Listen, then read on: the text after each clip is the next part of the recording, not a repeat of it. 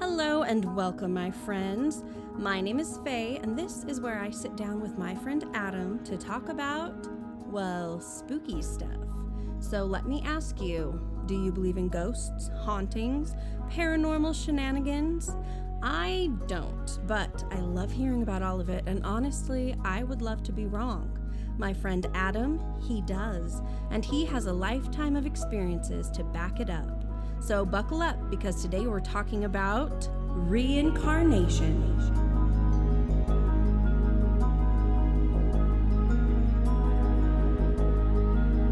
The concept of reincarnation, the idea that old souls are reborn into new bodies. It's existed for thousands of years. It's part of the Hindu and Buddhist tradition. It's also become quite popular among many non-religious people. And whether you believe in it or not, reincarnation does make for a pretty good story. Quick side note, I want to make sure that everybody understands that we are in no way trying to make light of the religious beliefs of anyone. No, not at all. No, absolutely not. We understand that reincarnation is a real integral part of so many people's religion, and that's beautiful and wonderful, and we mean no disrespect. Exactly. Hear, hear. So reincarnation, what can you tell me? Well, I can say that there's been many times in my life that I've had flashes to a different life. Does that make sense? Where I've felt like I've been to a place before or have some sort of sense memories. Like deja vu kind of a thing? I have deja vu all the time. Do you have deja vu? I have, yeah, but never in a way that made me feel like it was a different time or like I was a different person. Yeah, especially when I'm around places that have to do with World War II for some reason, like the Queen Mary, the ship we talked about the other day, or when I was at the Wendover Air Force Base, which we can cover in another episode. It's a spot where the Enola Gay flew. They had their last little dance for the women of the soldiers, and then that plane took off from Wendover and bombed Hiroshima. So there was so much history. When I'm around places that have to do with World War II, it's like I've been there before and I know about it. I was never into history as a child, so I just find it interesting. World War II. It kind of whets my whistle. Hello, Faye, are you there? Sorry. Your expression just now. Oh, I die. I'm already dead. But yeah, World War II is incredibly interesting. I can definitely see you as like a gangster. A gangster? That's like the 20s. What am I saying? I was a gangster. Were you?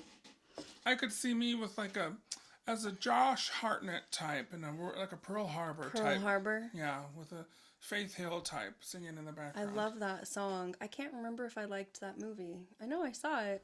I remember it was long, Yeah. but it was interesting. But it was kind of like a one-timer for me. Have you ever been to Pearl Harbor? I've not. It's interesting. It's it's a very solemn, somber place. You go out to. Why do I sound like this all of a sudden? Am I Sean Connery? Sean Connery. You go out to the USS Arizona, I believe is the name of the ship, and it's still sitting in the harbor, and it still just leaks oil to this day. They say it'll be leaking fuel for hundreds of years to come. And so you can just see the oil on the surface and know that below there are hundreds of men just in their tomb, just sitting right below where you're standing on the water. And there's a memorial, and it's just such a very neat place, but very sad. That's so sad. Yeah. I don't think I've ever actually heard it described like that. If you ever go to Honolulu, add it to your list. It's a must-see. Sad. It's always good to learn about the war in our country because those who don't learn from history are doomed to repeat it. Historically, cases of reincarnation that are told to people usually start with a small child between the ages of like 2 and 4 who begins talking to his or her parent or siblings about a life that they led in another time or place. So the child often feels like pull back to events of a life, and asks the parents to take them places. A lot of the time they feel a pull to a physical location and are doing and saying things that they should not have any knowledge of these things or places, right? Yeah, and kids are already creepy to me, so seeing a little child say, "Oh, Daddy, please take me to the beaches of Normandy. I feel a strong pull." Yeah, can you imagine? It would be nuts. Anywho, there is a doctor named Ian Stevenson, and he is actually, or was, the founder and director of the Division of Perceptual Studies at the University of Virginia School of Medicine. Did you say perceptual studies? Perceptual Studies. Is that even a real thing? It is. Okay. It is inside of the School of Medicine. There's the Division of Perceptual Studies. It was originally named Division of Personality Studies, but it actually investigates the paranormal. I love it. I had no idea that this existed. But Stevenson became known for his research into cases that he considered suggestive of reincarnation. And he loved the idea that emotions and memories and even physical body features can be passed from one incarnation to another. And so he did all of this studying for years and years and compiled all of these stories. And many of the stories that you're able to find on the internet in different places are actually his, that he and his team went all over to be able to find. They started in Asia and different places, just kind of in the East, and were able to find so many. And then they really went to Europe and did the same thing. So let's dive in and look at some of those, shall we? Yes, we shall. I'm going to read some stories from the interwebs that I found on a website called listverse.com.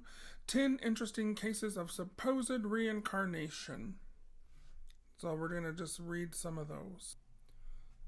Okay. Patricia Austrian's 4-year-old son Edward had a phobia of drizzly gray days. Oh, don't we all?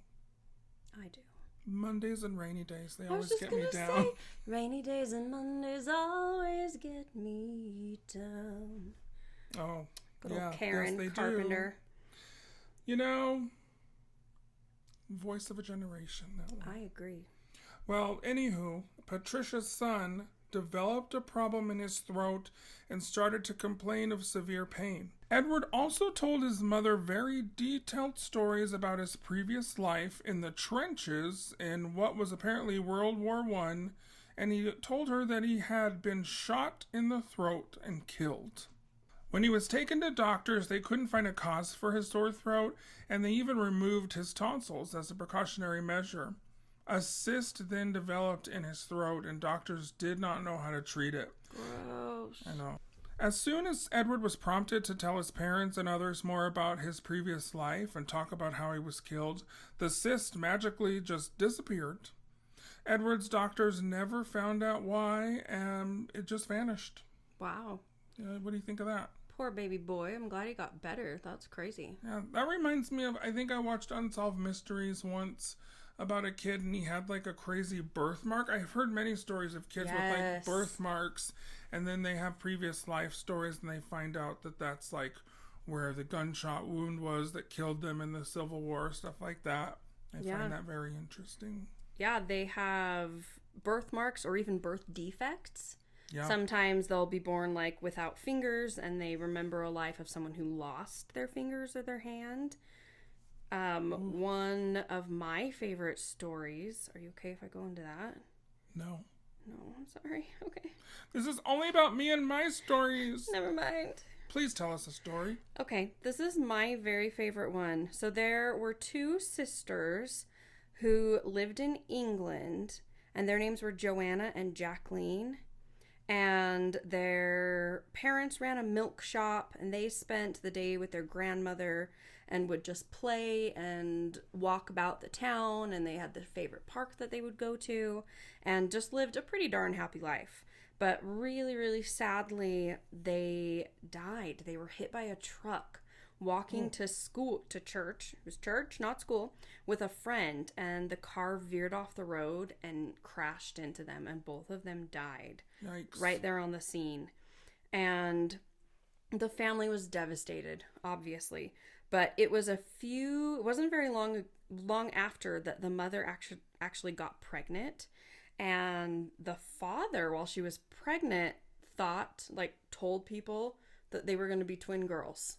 He just knew it immediately. Oh, I've heard this story. Yeah. Well, they were twin girls.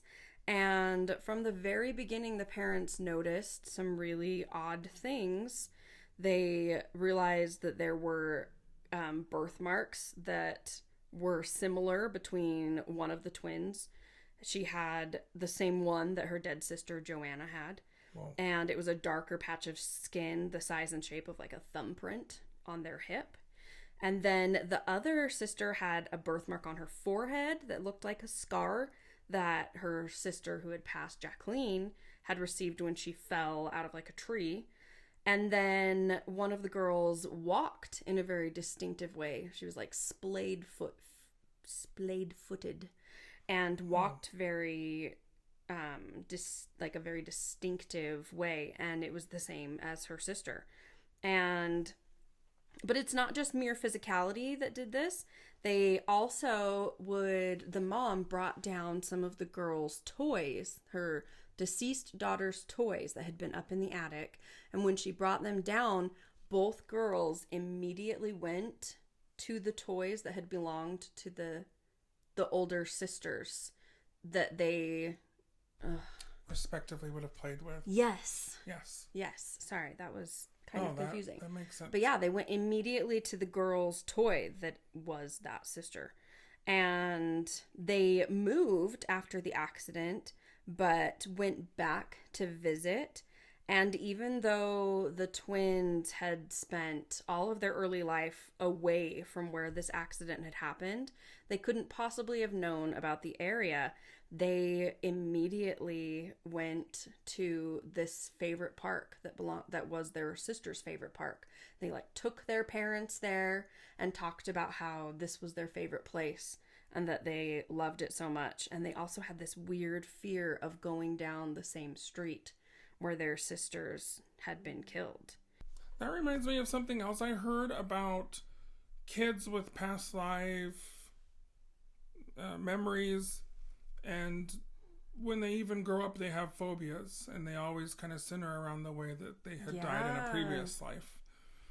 And I'm trying to think of a story where someone had told me, but they were just terrified of the ocean, but then they had dreamed of drowning in a different life, and they were able to connect it to a relative who did drown at sea. So things like that. I mean, it's so interesting.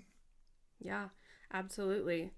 With this story, it just didn't stop. It was thing after thing after memory, all of these, just this evidence that kept piling up for the family, where the girls would remember friends or say things about, one of them said,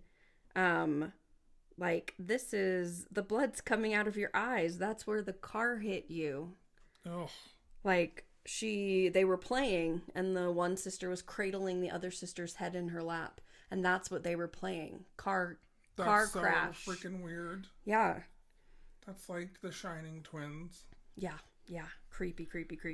What are your thoughts on DNA carrying the trauma of our ancestors? I've heard someone talk about that too. How some of our traumas that we have are linked to not past lives, but people in our ancestry. Have you ever heard of that? Weirdly enough, I have an opinion, a solid opinion on this. I think that's true. I really do.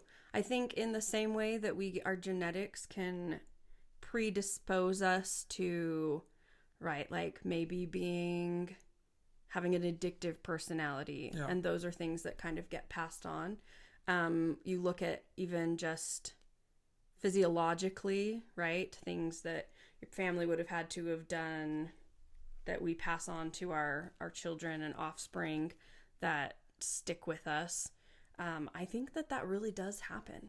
But as far as reincarnation goes, the jury's still pretty out. We don't have any kind of actual scientific evidence. Some evidence that people have put a lot of weight on is actually the use of hypnosis to be able to bring out these memories that people are having. They do something called past life regression, which is a method that uses hypnosis to recover what people do believe are memories of past lives or incarnations.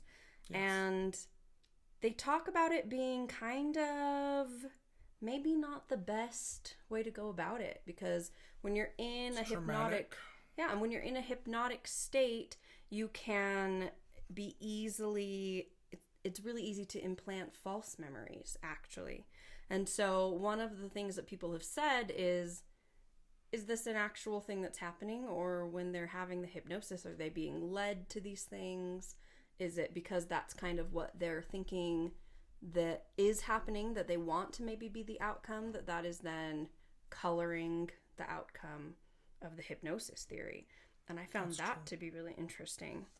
I have a friend that is a past life regression therapist or something. I'm trying to think of the time. She just messaged me the other day. Maybe we'll have her on to talk, and we can ask her what it all entails that she does. But I know she does. Yeah, she told me that she started doing that recently, and said that if I knew anyone that wanted to try that, she could help them. Wow. So it's definitely a thing. That's pretty cool. Also, this is very important. There's something called confabulation, and that is a word that I'm kind of obsessed with now. Confabulation.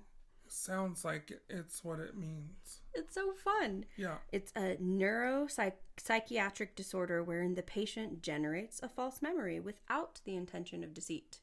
So this is where something happens, a trauma or a dream, something like that, where the person actually believes that this false memory is real. And they're not trying to be misleading in any way.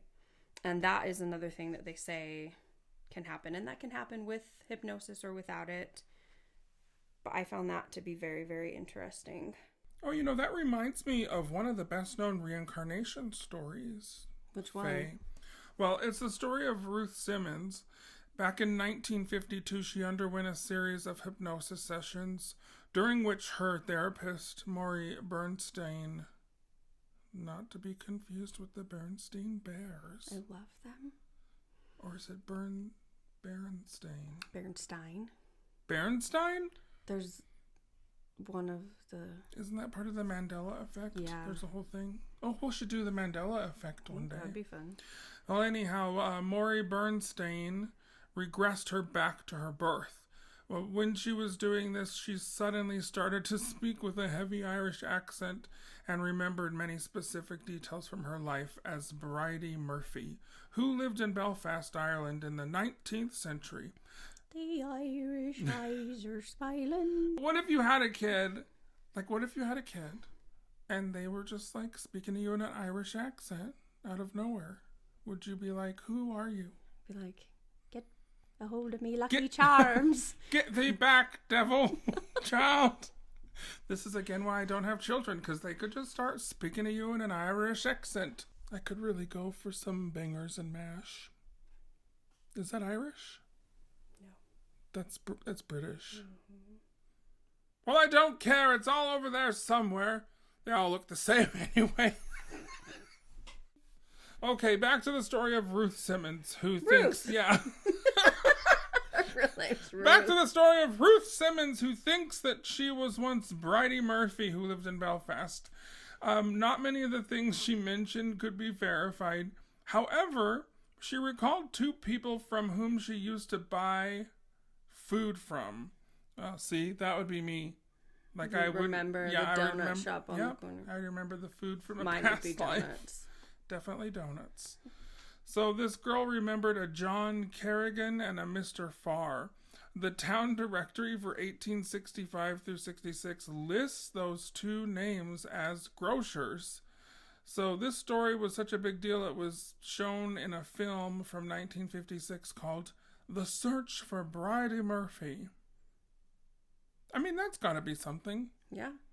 I really did think it was interesting, right? A lot of these can't be substantiated, and there were a lot of things from her story later on that people came to kind of not believe and disprove. But she did. She remembered where that store was and the two people's names, and that really did exist, and it wasn't there anymore. Yeah, so it's not random. like she would have been able to like find that. She just so Wikipedia'd it in the 50s. Yeah. There are enough weird pieces that do fit, and that makes this very intriguing. Especially back before the internet and stuff. Nowadays, Right. It's so hard to take anything Nowadays, seriously. I could, Yeah, you could look fake up anything. whatever and fake it. Mm-hmm. But back then, you really couldn't. I've never faked it, and I never will. I'm so proud of you. Ooh, here's another story about a child. Lay it on me. So there was this boy, very young boy named James Leninger. Leninger, I don't know. I like Leninger. Let's do that. Let's do Leninger. Started to remember his life as a Navy fighter pilot. Airplanes were the only toys he would play with, and after a time his plane obsession turned into a nightmare. Oh. He lost a lot of sleep and kept talking about flying planes, about the weapons, and the scary accident with his plane. James, who only watched kids' programs on TV, showed his mother what a fighter plane drop tank was, and was able to check a plane over as a pilot would during a pre-flight check when he was just 3 years old. What? A little know-it-all. You know what I mean? Show off. Show off. This child was able to tell his father that he used to take off from a boat called the Natoma and knew the name of a co-pilot, Jack Larson. The Natoma was indeed a Pacific ship, and Larson was still alive. After James told his father that he had been killed in his plane at Iwo Jima, his father actually discovered a pilot named James M. Houston Jr., who had died there. This was especially strange as James had started to sign his drawings James 3. James is... What? Yeah. What is that? There's so many James happening. James and James? What are the chances? So James' family actually contacted Houston's sister, and she sent James, a bust and a model airplane that had been returned to her by the Navy after her brother's death. And I think they still have a relationship to this day, all of the people in this story. Cute. Very, very, very confusing with all the James. Right. Yeah. I think that's always so interesting that I would call them coincidences. Others might not, but... Synchronicities. Yeah, ooh, good. It's a very synchronistic thing to happen. But yeah, that was able to happen, that they just happened to be James's, is pretty crazy. As soon as you start saying he was James Cameron filming Titanic, then I'm going to have to say, you're out of here, you little liar pants. But yeah, I think this topic is super interesting. And there are so many accounts of this kind of thing happening. Yeah, there's also pretty weird ones that are just nuts, like Nut City. Let me just tell you, for example, this please. last story, because I don't even get it. This story is about Steve Jobs. Oh, yes. Why am I laughing? The Steve Jobs. You know, Steve Jobs at Apple. So there is a software engineer called Tony Tsung, who's an employee of Apple, and he sent an email to a Buddhist group in Thailand asking if they could tell him what had happened to Apple founder Steve Jobs after he died. That's okay.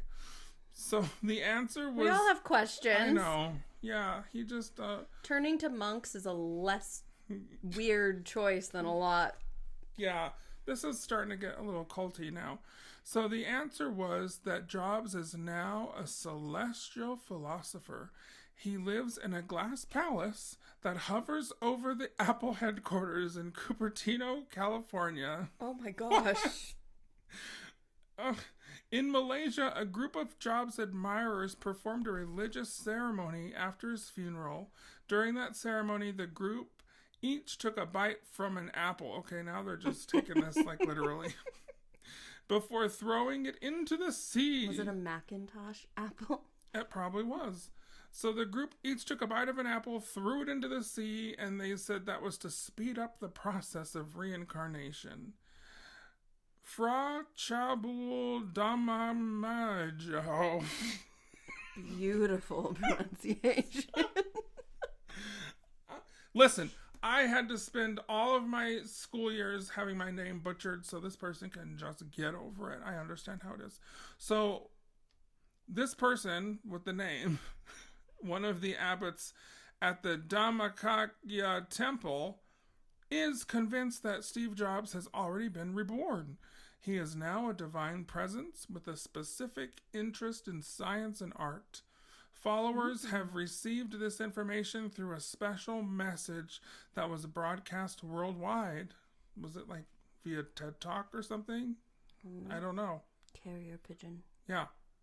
Carrier pigeon. Apparently, more specific details will be communicated when Jobs feels the need to pass on any knowledge or messages.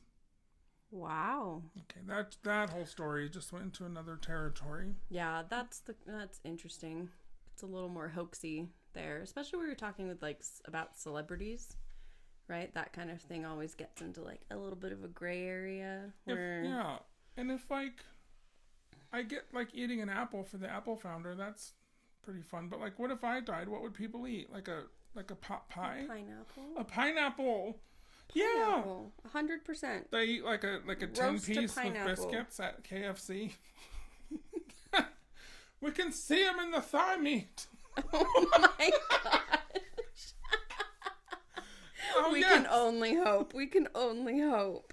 Oh, this is weird. This whole topic's just gotten weird. As we're wrapping up, I found some statistics. And of course, we always have to take stats with a grain of salt because they can be skewed in so many different ways. But I'm just going to throw out the numbers here that are written.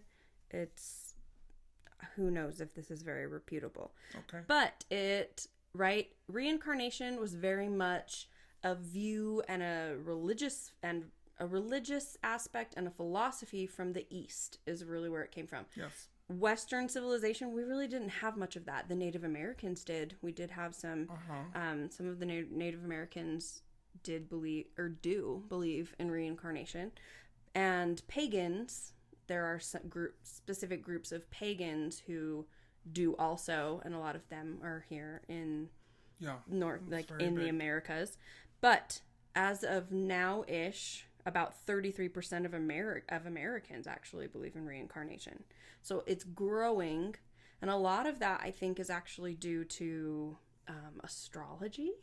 Because astrology has been growing in popularity, and that is something that kind of goes hand in hand with that. Yes. For some, not everybody, but for some. They said 65% more people believe in reincarnation now compared to 20 years ago. So when little James was flying, 36% of Catholics believe in reincarnation, which I thought was very fascinating because in Christianity, generally speaking, we don't usually go not a ton of reincarnation. 70% of people who remember a past life remember dying a violent or unnatural death. So some people think that kind of thing sticks with you longer. That's kind of going back to what I was saying earlier, how a lot of people who've had a violent death, even in their ancestral line from, family members, tend to have a phobia of, however that death was, guns or, some sort of, the sea or anything like that. So those cute little twin girls had a phobia of cars. Yeah. Yeah. I have a really good friend that's terrified of bees. She won't even come visit me anymore in the beehive state because she found out it was the beehive state. So maybe she was eaten by bees in a past life. Or stung until she No, these Wait bees a second. definitely was ate she her. my girl? Yes, she was. That's the boy. And I'm boy. definitely Sad. Macaulay Culkin. So That movie made me cry. it was. So I only watched it for the first time during the pandemic. I watched a lot of first timers, but it was a really good movie. I loved it. This says 9% of people who remember a past life exhibit an unusual skill related to that former life. So, as in somebody who somehow already knows a musical instrument or picks it up so quickly that it's kind of ridiculous. Is that why I'm so good at fighting oil rig fires? Yeah. On the ocean? Yeah. Who knew? Where would you have gotten practice in that? In another life. Yeah. I kind of don't want to I don't want to be reincarnated. I'm kind of tired and good with this one. But unless, you can choose. I don't know how it works on the other side. Well, interestingly enough, in the spiritual, religious aspect of it, a lot of those beliefs center around karma. That's true. Right? So it's like, as good as you are, as bad as you are, is where you're going to end up. Well, then and what screwed. your life is going to be like. Yeah. I think that's a very interesting, the idea of like living well to be able to have some kind of moral ground to stand upon and be reincarnated as something better. But in that case, you would have to receive perfect spiritual enlightenment to not have to be reincarnated again. I think that's Buddhism specifically. I think you're right. 35% of people who remember dying accidentally in a past life have an extreme fear of dying the same way again. 20% of people who remember a past life believed that they lived it as a deceased family member. So yeah, that's what I was kind of saying a lot. You'll hear a lot of stories, even in my own family, where they kind of, as children, start talking about, like, when my niece was born, she would start talking about my dad who passed away. Well, he died, when did she was born in 2009, he died in 2010. For not having had talked to him because he died in another country, I don't think they ever met. She just knew a lot about him as soon as she could start speaking. She would say stuff about him, but she would also say that he was there a lot talking to her, which was a whole other thing. But she just has a lot of his habits and stuff. And I just think it's weird for never being introduced. Yeah. Okay, this episode's about 30 minutes too long, so... Not true. It's been fun. It's been real. It hasn't been real fun. Just kidding. It's been real fun. To end things, I thought that it would be really fun to circle back around to Dr. Stevenson. You mean like in a reincarnation? Oh. Circle back around. Look at you. I love that. Dr. Stevenson died of pneumonia on February 8th, 2007 in his home in Virginia. And he left something very special to the department that he worked for at the university. He left... Was it an ice cream cake from Dairy Queen? No. Because that would be delish. No, that would have been great for them, but no, it was not. He left an experiment. Okay. He left an experiment to test for personal survival after bodily death.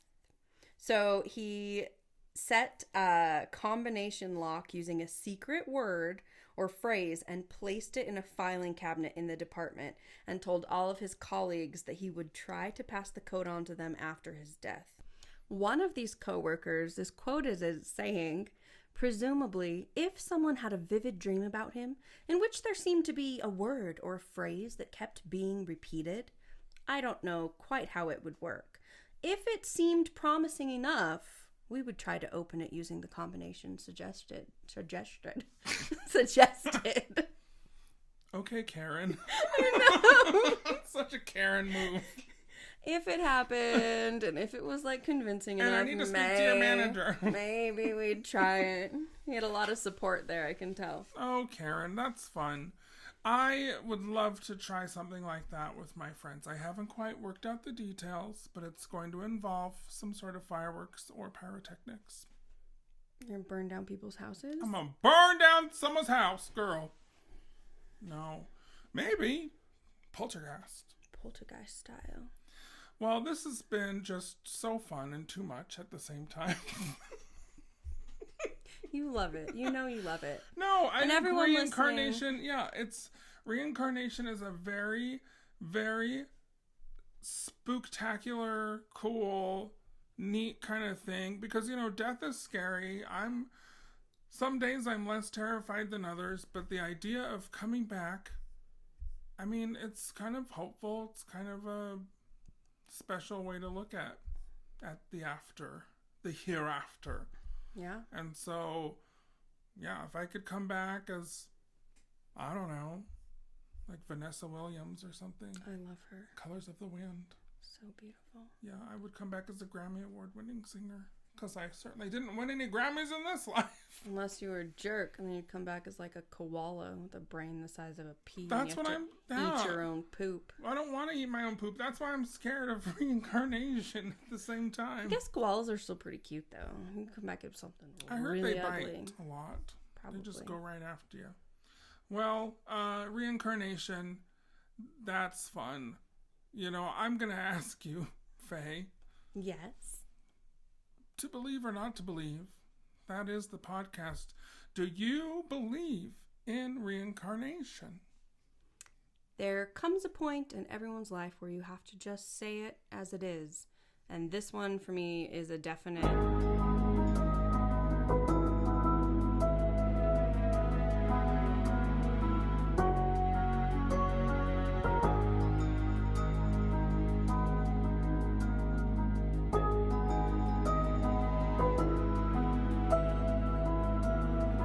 We hope you enjoyed this episode of To Believe or Not to Believe. That is the podcast. Now, you want to get some good karma, so don't forget to give us a 5-star review or 4. I don't know, whatever the highest is. I'm kind of new at podcasting. So give us a good review, and because you don't want to come back as a botfly, right? Nope, gross. Nobody wants that. So come back, tell your friends about us. We love you. We wish you well. We hope you have a nice day. Until then, until next time, Merry Christmas. May your New Year's be bright. May your days be... I think they got the point. Faye. Okay, bye.